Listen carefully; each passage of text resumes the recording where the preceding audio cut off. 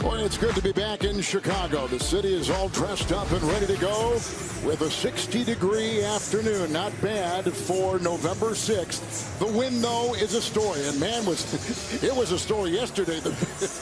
We're going in sideways into O'Hare. Anyway, we've got a great day for football. There is wind. We'll talk about that as we go along. And Mike McDaniels has got his team at 5-3. McDaniel in his first year as the head coach of the Miami Dolphins. Former offensive coordinator with San Francisco, Matt Eberflus. First year with the Bears, comes as the defensive coordinator from Indianapolis. Chicago has been playing well, although losing last week in Dallas. They won the week before on a Monday in New England, and they bring that 3-5 record. They have lost overall 4 of their last 5. The Dolphins have won the toss, and they're going to take the second half kickoff.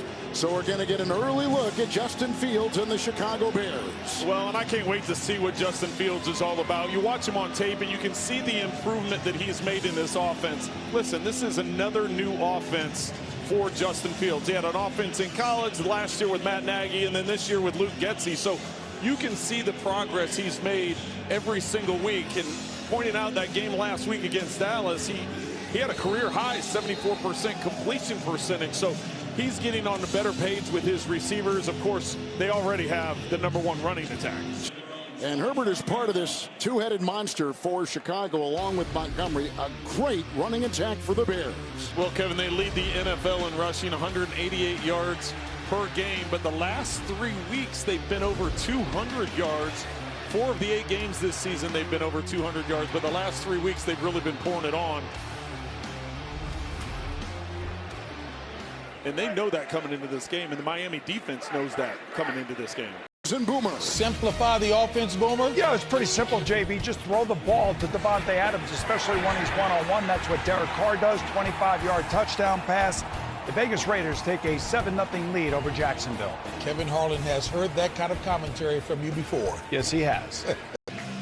You see the flag right there? That's on the 3-time Pro Bowler Armstead. This is some kind of tandem that Tua can throw to.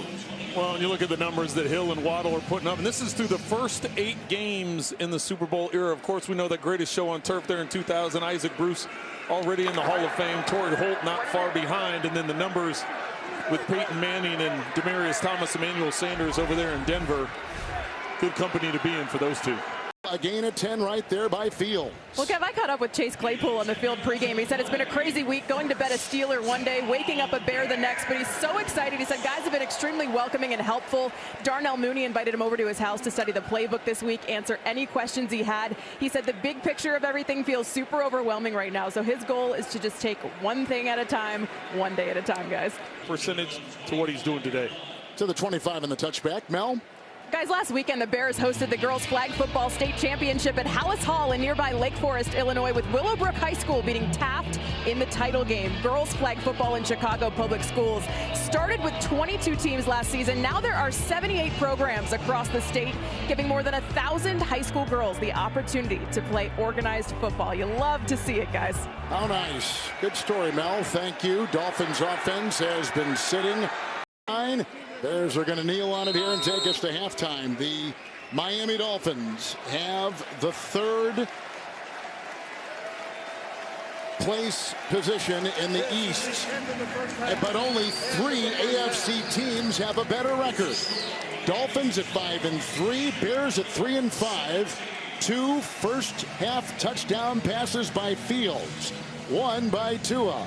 First-half highlights from Verizon and a word from your local station.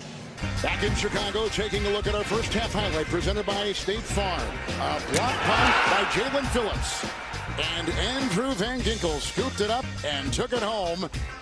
And that's part of the Miami Dolphins 21-17 lead in the first half. As you take a look at some of the numbers, this is the first game in this NFL season with no turnovers and no sacks allowed in the first half. You see our score, 2 Fields touchdown passes with Trent Green. We'll check in with Melanie Collins in just a second. What do you think of the first half? Well, this lived up to everything we hoped it would be, right? This is an exciting football game, 21-17. We've had great quarterback play. The Bears are running the football, which the Bears like to do. special teams play. We had the block punt that we just saw, the State Farm highlight at halftime there. It's been a fun game. Were you curious to see how the Bears were going to react after their defense had been pretty much taken with the big names gone? Well, and I think that's a valid question, because you lose Robert Quinn and you lose Roquan Smith, and all of a sudden, what's your identity as a defense? And right now, the players are like, listen, we can't control those things. We can control how we play. We can control the enthusiasm, the energy we bring. And yes, the Dolphins have been able to get some big plays, but for the most part, the defense has kept them in this. And if it wasn't for that special teams touchdown, the Bears would be leading this game. Time of possession was certainly interesting, too, with Chicago over 20 minutes. And the Miami Dolphins under 10. It will go to the 25, and we go to the field in Mel. Thank you, Kevin. Well, Mike McDaniel pleased with the offensive efficiency in that first half. He said we're executing the plays well, we're protecting the football. When it comes to limiting Justin Fields, he says that's the most difficult part. We've got to force him into as many third and long situations as possible. Matt Eberflus, on the other hand, said we're keeping them off balance with the quarterback runs. We look to get back to our identity in the run game in the second half. And when it comes down to slowing down this Dolphins offense, he said it's just execution issues so far defensively, guys. Well, good stuff. Jeff Wilson in the backfield. Take you to New York with James and Boomer. Atlanta playing tough. You know, they activate him, and all he does is score, and that's Cordero Patterson. This is his second touchdown on the day. It is now 17-14 Atlanta over Los Angeles. Back to Kevin, Trent, and Melanie. Well, guys, when I spoke with Bradley Chubb yesterday, I asked him why he chose the jersey number 2, and he said initially it was the lowest number I could find. He thought it looked cool, but he said the more I thought about it, it symbolizes a new beginning and a new outlook. He said this is part 2 of my life, my second chance. He said I've spent my whole adult life in Denver so far. Miami's now chapter 2, new everything, and he's shifted his focus to the future. So that symbolizes a new beginning for him, guys. New York, James and Boomer. A Taylor Heineke pick leads to this. Dalvin Cook out of the backfield, out and up. What a perfect throw by Kirk Cousins. A one-handed catch by the running back out of the backfield. The Vikings tie the score with the Commanders 17-17. Morstead coming up next. Game 2 of our NFL on CBS doubleheader. It'll be in Tampa as Matthew Stafford and the Super Bowl champion Los Angeles Rams take on the Buccaneers and Tom Brady. That's next with the NFL on CBS. All right, Trent, now going to a knee. That will do it. Miami now in 1-score games this season, 5-1. And they go to 6-3. The Dolphins have won 3 in a row after beginning 3-0. And for Chicago, dropping to 3-6, losing 5 of their last 6 games. Lost last week at Dallas after winning in the Monday night game in Foxborough against New England.